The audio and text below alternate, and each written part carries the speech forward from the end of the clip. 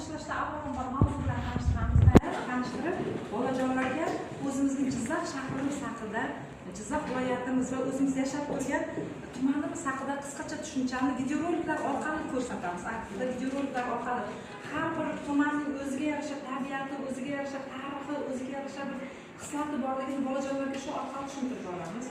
Bunda maqsadimiz bolajonlarga Jizzax viloyatida qanchalik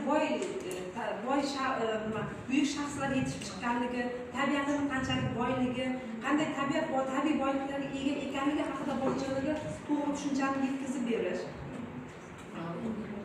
So'ngra mashg'ulotga o'tib, mashg'ulotda bolajonlarga avvalambor tabiatimiz haqida, so'ngra buyuk shaxslar haqida qisqacha tushuncha beramiz. Buyuk shaxslar yetishib chiqqan buyuk shaxslarda Sharaf Rashidov va shoirimiz Hamid Olimjon haqida qisqacha tushuncha, uning hayoti, ijodi haqida tushunchalarni berib o'tamiz. Tabiatimiz, geografik kelib chiqishimiz haqida tushuncha berib, so'ngra markazlarga taklif etamiz. Bunda Nutq va til markazida bolajonlarga o'sha shoirlarimiz, buyuk shoirlarimiz va hamda tumanlarimizning buyuk qadamjonlari haqida fotosuratlar yig'amiz. O'sha fotosuratlarni tomosha qilib, o'sha orqali tanishtirib o'tamiz.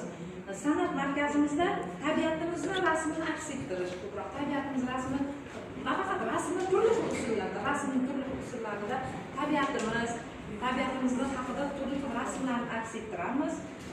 Qurish yasash markazida o'zimizning sevimli qishlog'im va sevimli yurtim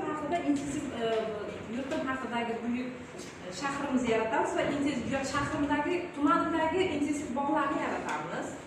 Bunda so'ngra fan va tabiat markazimizda bizda yetishtiriladigan tabiiy boyliklar, toshlarimiz, mana bu G'allavolda Bagarni tumanida Tinda koni bor. Qo'ytosh degan qo'rg'onchimizda valfram ishlab chiqaruvchi tabiiy boyliklarimiz, o'shalar haqida toshlar va qumlarni olib kelib tanishtiramiz. Sujetli rollik markazimizda qishloq shahar faoliyati haqida va hamda Hamid Olimjonning hayot ijodi haqida qisqacha sahna ko'rinish tashkil etamiz. Mana bu yana bundan tashqari o'zim qisqacha o'zim hayotimdagi kelib chiqayotganini aytmoqchiman. Bu 23-yildagi men ichimdagi g'alayon edi.